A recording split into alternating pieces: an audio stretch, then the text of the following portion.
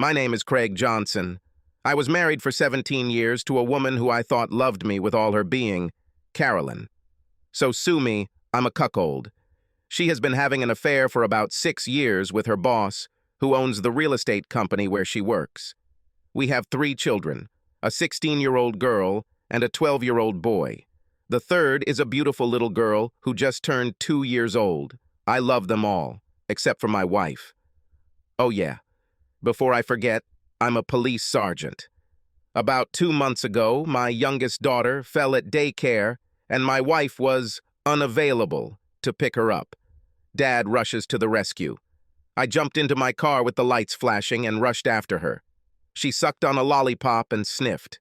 I walked over and examined her, kissed her, and ruffled her hair.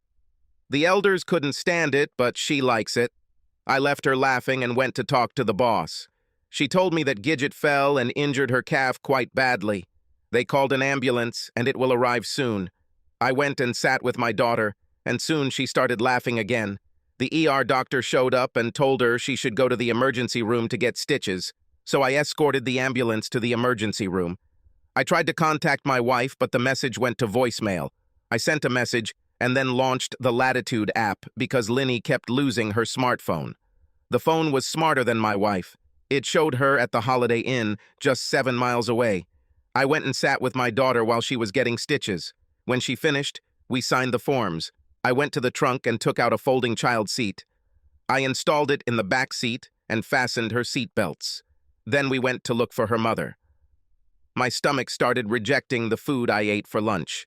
I pulled into the Holiday Inn parking lot and arrived just in time to see Carolyn and her boss, Arthur Dash, emerging from the lobby. They stood hand in hand, and his left hand rested on her ass. They laughed and smiled, and then she kissed him. You would have thought she was kissing me.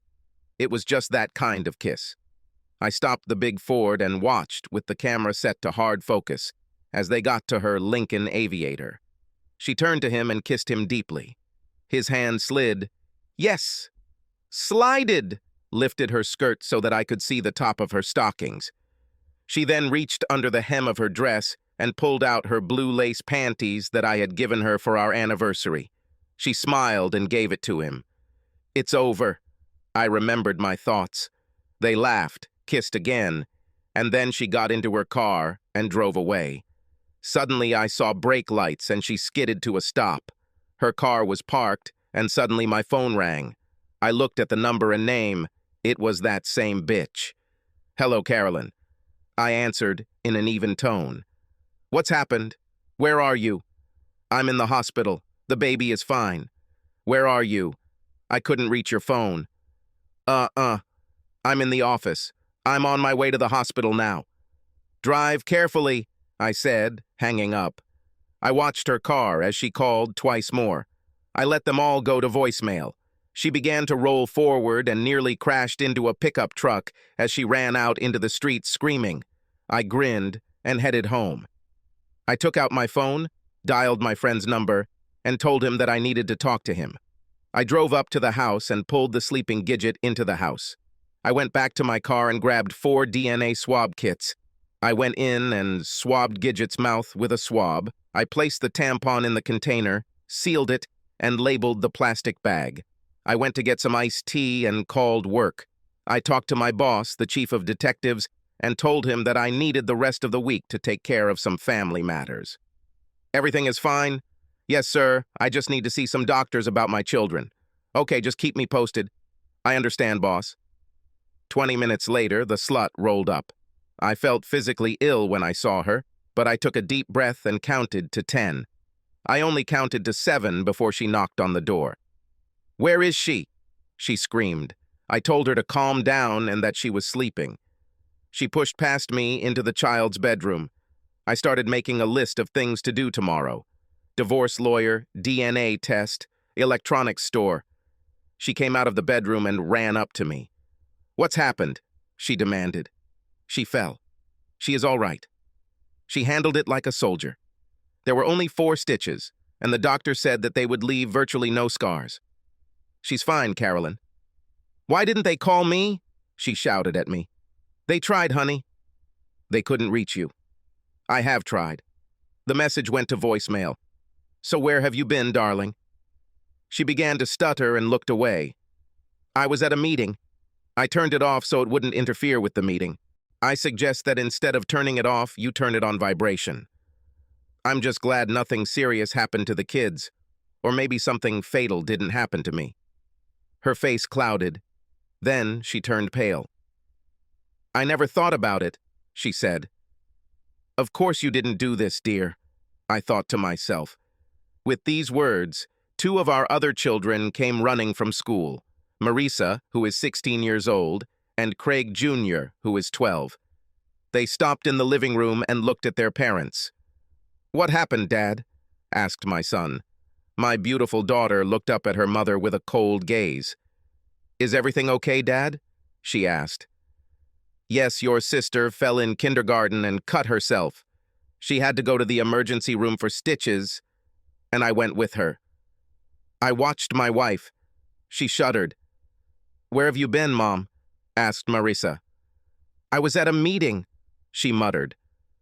Obviously, my daughter knew or suspected something. Junior, as we called him, looked intently at his mother. "Really, Mom?" he said. Carolyn fidgeted and blushed deeply. "I need to take a shower," she said. I couldn't resist. "Didn't you take it this morning?" I asked innocently. She stumbled and looked at me, trying to get me to spontaneously combust. "Deal with it, Craig," she hissed.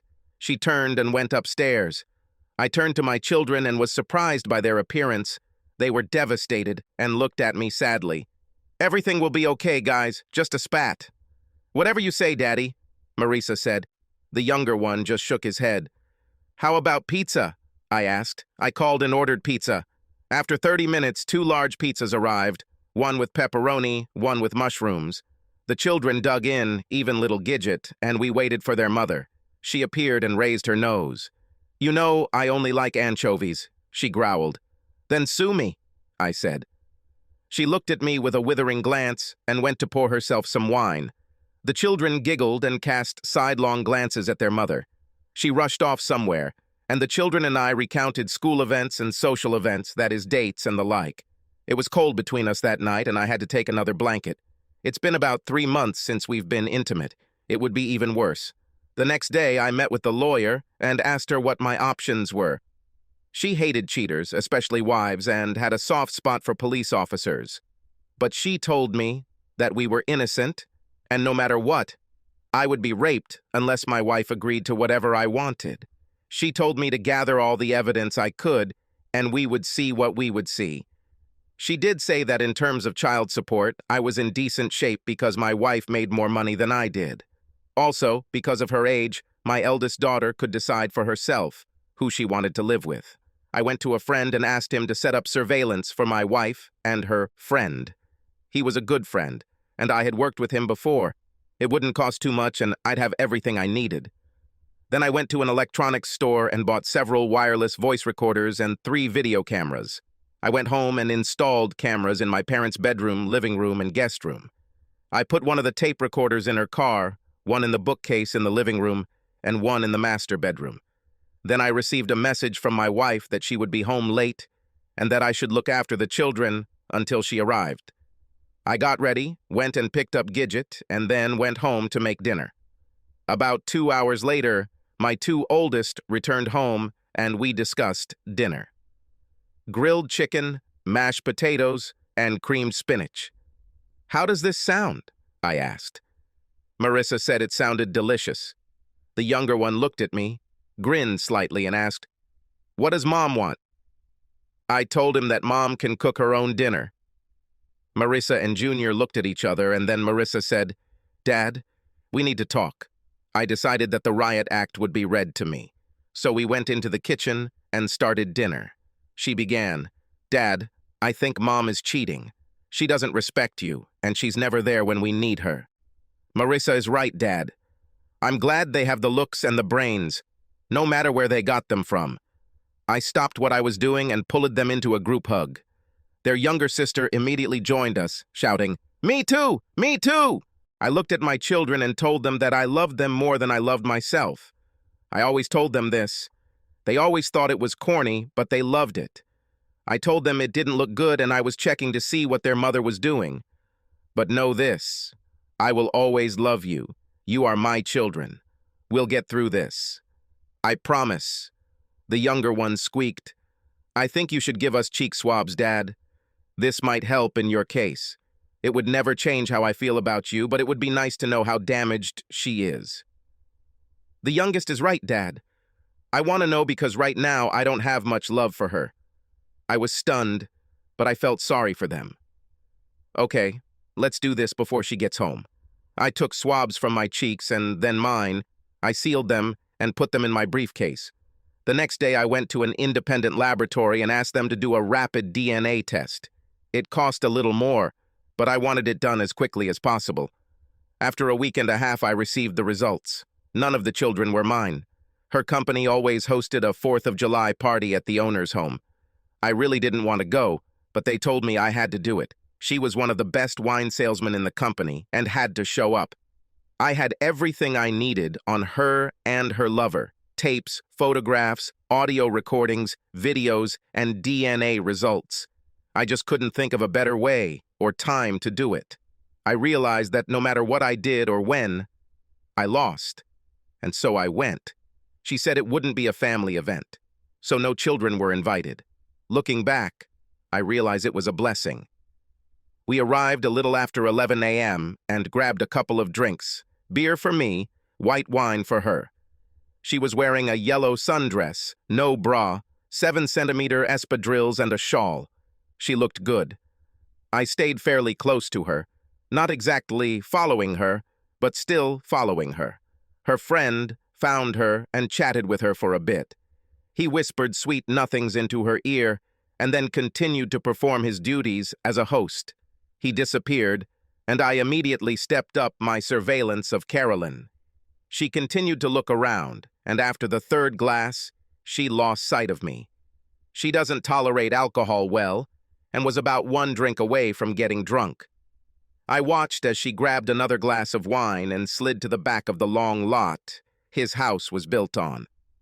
Two of her friends from work tried to distract me, but I switched to Coca-Cola after half my bud. They were slightly tipsy, and I managed to keep an eye on her as she walked towards the corner of the garden shed and disappeared out the back door. I put my Coke on the table, took out my cell phone, and turned on the video camera. I moved to the corner of the barn, slid around it, left the area, and reached the gate at the back of the building. I looked around the corner and saw my wife. Her sundress was pulled down to her waist, and her breasts were exposed to the sun and breeze. The hem was pulled up, and he had her thoroughly, and she kept moaning and groaning. Her white lace panties were lying on the ground. It was like a light bulb went on in my head, and I thanked all that was holy for this good fortune. I turned off the camera and took a couple of still shots. I put my cell phone away, and as soon as I got to them, she was climaxing. He tensed and followed her, leaving them both breathless. I reached for his stupid-looking manly ass, spun him around and slammed my right hand into his face, destroying his nose and breaking his left cheekbone. I also managed to break something in my hand. He fell to the ground unconscious, and Carolyn slid down the wall of the barn and also sprawled on the ground. I pulled out my handcuffs and handcuffed him to a fence post while I read him his rights. You are under arrest for rape. You have the right to remain silent. If you waive your right to remain silent, anything you say may be used against you in court. Carolyn started screaming, "Craig, what are you doing?" You have the right to a lawyer. If you cannot afford to hire a lawyer, one will be assigned to you. Do you understand these rights as I have outlined them to you? Carolyn was already hysterical and struggled to get up. I took out my cell phone, dialed 911 and waited. 911, what happened to you? This is Detective Craig Johnson, badge 714. I'm at 6132 Larson Street and I have a rape suspect in custody. I need backup and a supervisor on site ASAP and an ambulance. Private residence, party in full swing. Carolyn was furious. It's not what you think. It's not rape, idiot. This is how it will happen, Carolyn. This is rape. I have video, audio, pictures, photographs, tapes, receipts, timelines of where you were, and DNA from our 3 children showing they are not mine. Are you going to go along with this, or are you never even going to look at your kids again, slut?" The blood drained from her face. She sank to the ground again and screamed, "No!" I picked her up and wrapped her in her shawl. "Decide, Caroline," she muttered. "My panties. You didn't need them 5 minutes ago. What makes you think you need them now? Leave them to the guys at the crime scene." I pulled her to her feet. She wailed, breathed rapidly, and sniffled. We shuffled across the back lawn to the patio. As we got closer, the 10 or so people milling around outside grew quiet, more shocked than not. They stepped aside, and I led her to an empty lounge chair and sat her down. Her 2 tipsy friends ran up to her and started screaming. "What's happened? What did you do to her?" "I did not do anything. Your boss raped her." "What?" Donna screamed. "You heard me," I said. "You did not know? You did not know?" Laura squealed. "Knew that?" I asked. "She said that she had an open marriage. She said you're fine with it." "She lied," I said. Just then, the cops arrived. I directed 2 officers down to the garden shed and told them to read the rights again, because I wasn't sure he heard me. The relief sergeant showed up with another patrolman, and I told the officer to take statements from Donna and Laura and their addresses. The asshole's wife pushed her way through the crowd and wanted to know what was going on. The sergeant explained that her husband had been arrested for rape, and someone had told her what happened. She exploded, "You slut!" She took off and tried to attack Carolyn, who by this time was almost catatonic. The cops detained her, and then the paramedics showed up. I told them what happened, and they put Carolyn on a gurney. When she stood up, she left a small puddle on the lounge chair. The cum ran down her leg, and she cried her eyes out. I told them to take her to the emergency room and have them check her for rape. Then 2 other cops brought Arthur in, his face swollen and his hands handcuffed behind his back. He made the mistake of saying they had a mutual understanding, and the intimacy was consensual. Unfortunately, his wife heard him and attacked him. "You son of a bitch!" They detained her again, and she said, "You will hear from my lawyer." I followed them into the department and signed all the forms because, after all, she was still my wife. I went to the station and laid out a complaint against him under oath. Since it was Saturday, it could not be arranged before Monday. He tried to contact his lawyer, but his wife had already beaten him to it. I returned to the emergency room and went to see my almost ex-wife. She was having a bad day and didn't look at all well. She saw me come in, perked up, and tried to smile. Then she saw the expression on my face and was afraid of my behavior. "So, Carolyn, how long has this been going on?" She trembled and tears welled up in her eyes. "It shouldn't have lasted long, just a little fling. I did not want this." "Bullshit, Caroline." I rushed to her and stopped a few centimeters from her face. "Gidget is not mine, Junior is not mine, and Marisa is not mine. I am 17 years old. We have been married for 17 years. You can calculate everything yourself, bitch. You are supposed to be one of the best sellers. Why, Carolyn? Why? Why?" The crying almost immediately turned into a grin as she wiped her eyes. "Because I can. You're supposed to be a detective, you figure it out. I can get as many men as I want, and you have no idea." I looked at my soon-to-be ex-wife, and something inside me died. I looked straight through her, and the cold expression on my face told her a lot. She seemed to have aged centuries before my eyes and shrank all over. "Oh, God! What is wrong with me?" I took her hand and led her to our car. I put her in the passenger seat, got in myself, and drove to her parents' house. She stared blankly out the window until we drove up to their house and stopped. "What are we doing here? I want to go home." "People in hell want ice water, bitch." I got out, pulled her out of the car, and led her to the front door. I rang the doorbell, and when it opened, her father was standing there. "Frank," I said, "your daughter needs to stay here for a while. I'll be back tomorrow to explain everything. She just left the emergency room. Take care of her, please." He looked at me as if I had 2 heads. I turned and walked away. I turned off my phone and went home. I walked into my children, and they looked at me. "Where is Mom?" "It's with your grandparents. She will be there for a while." I briefed them on what happened. omitting some details. They accepted it, after some crying and sniffling, and said they understood why I did what I did, but they couldn't understand why she did what she did. Join the club, I thought. I went and got reports, tapes, photographs, surveillance reports, and receipts for everything I had on her. I prepared 4 packages of everything, omitting only the DNA test results. I called a lawyer and pulled the divorce trigger. I asked for an injunction based on the police report and the rape case. I put the DNA results in the lawyer's packet, then went to the asshole's house and talked to his wife, Lorna. I apologized for the noise, and she kindly commiserated with me about the general chaos. I gave her the bag I had and told her to use what she wanted. She was a little embarrassed and thanked me. I left and went home. I stopped by her parents and gave one of the packages to my future ex-father-in-law. "Your daughter is somehow abnormal. You need to get her some help." I turned and left. I went home. The next day we went to church and then to Denny's for breakfast. I kept my cell phone off all day and then all night. Monday morning I came to work and got time to charge the asshole. I showed up at the courthouse and was present at the arraignment. His lawyer played the consensual sex card and said there was no rape. They presented statements from 2 women from the company. The judge wasn't sure she liked what she heard, but said she was dismissing the charges with prejudice so he could face more charges if things change. He turned, saw me, and grinned. This did not last long, as whoever had his wife as an advance arranged to be notified of the divorce on the way from court, along with an injunction. I grinned as I walked away. Not quite level yet. I returned home with copies of the rape report, the police report, and DNA results from the rape scene. Guess who my poor little daughter's father was, biologically speaking?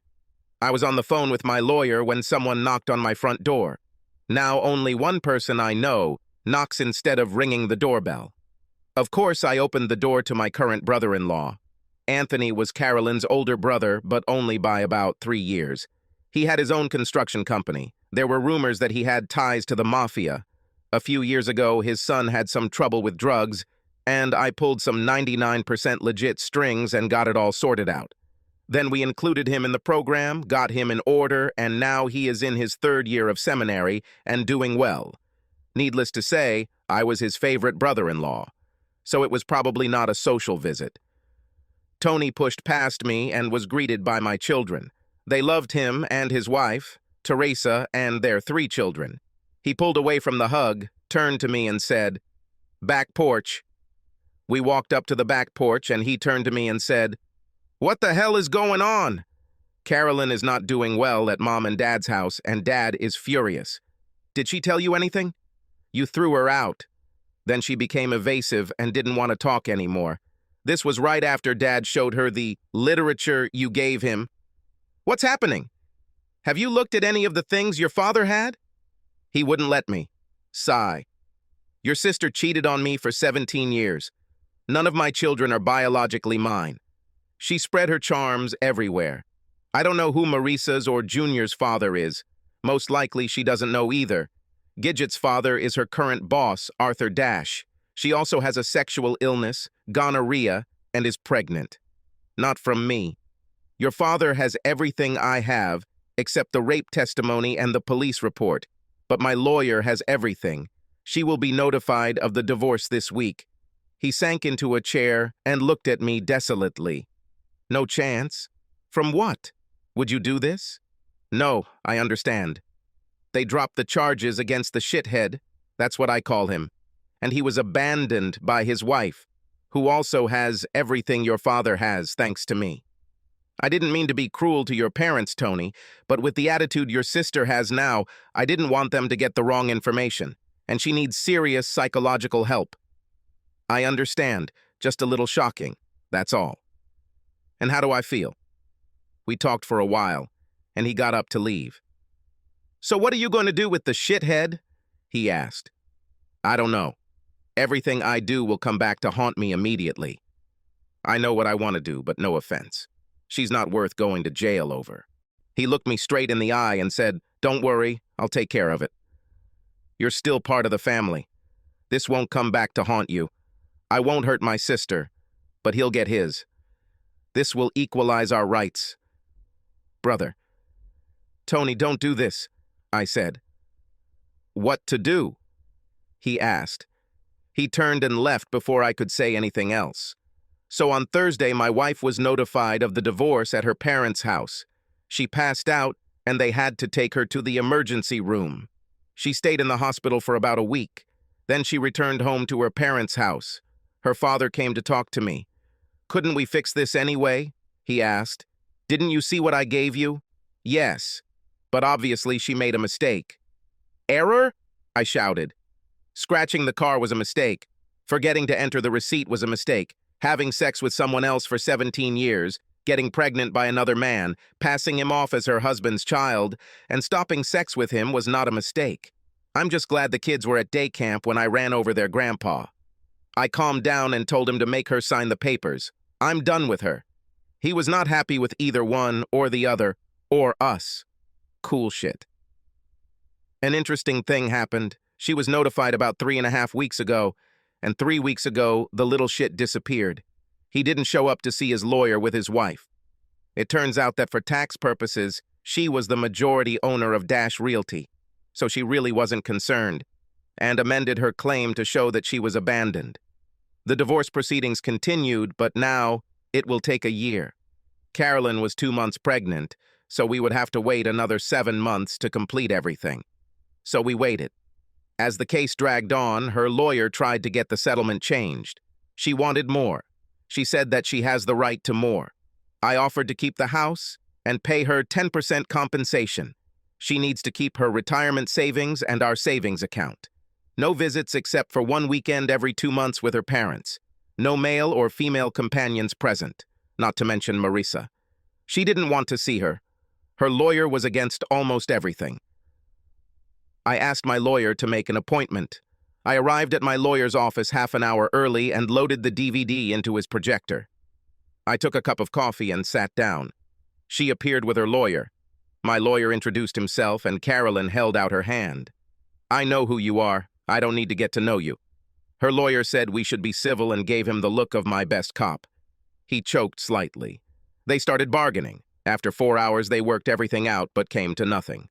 I vetoed everything and even withdrew a few things. Then she exploded and said I was being unreasonable. I dropped the hydrogen bomb. Okay.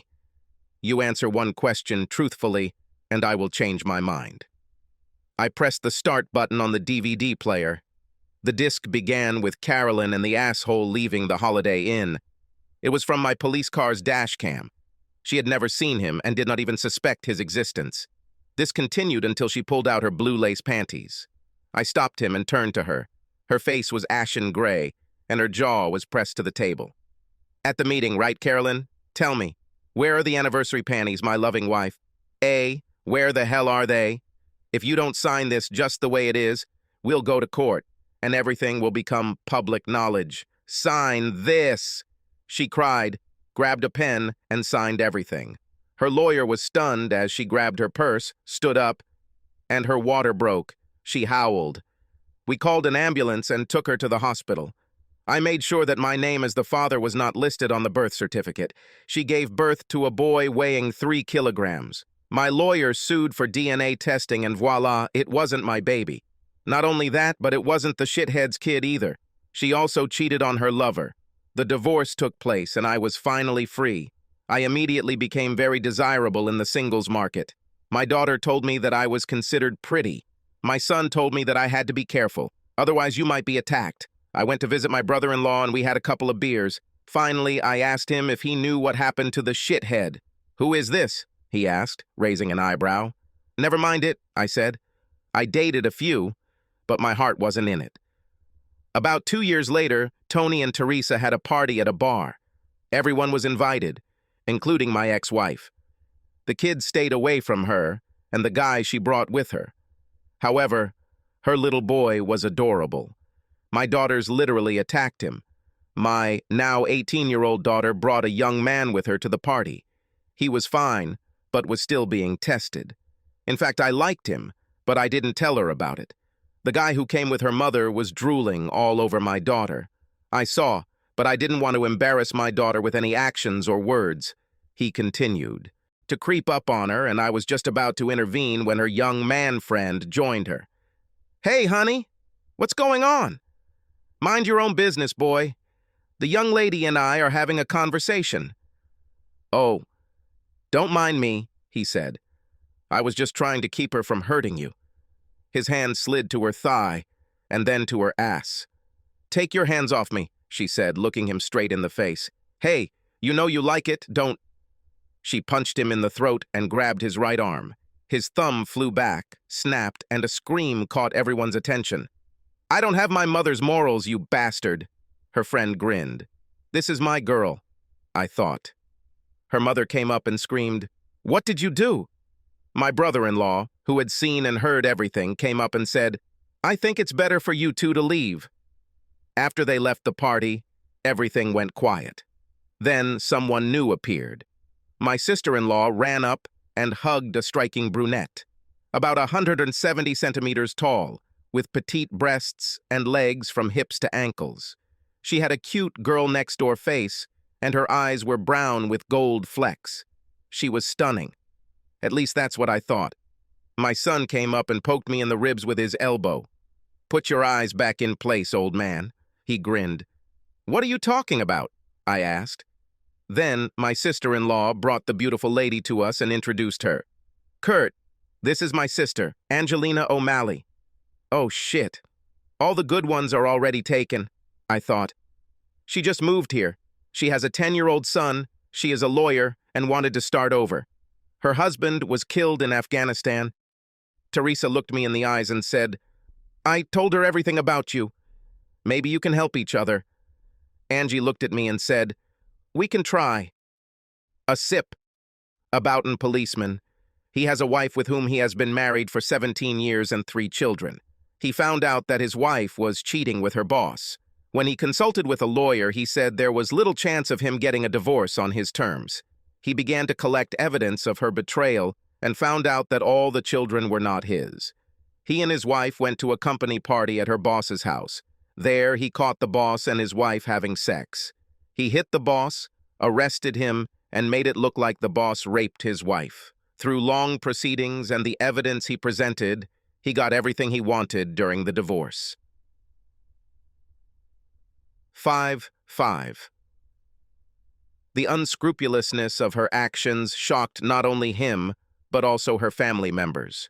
Subscribe to our channel so that your second chaff doesn't cheat on you, and go ahead and listen to the next story, because this story is nothing compared to the next one. If you're under 18, don't even think about listening to the next one.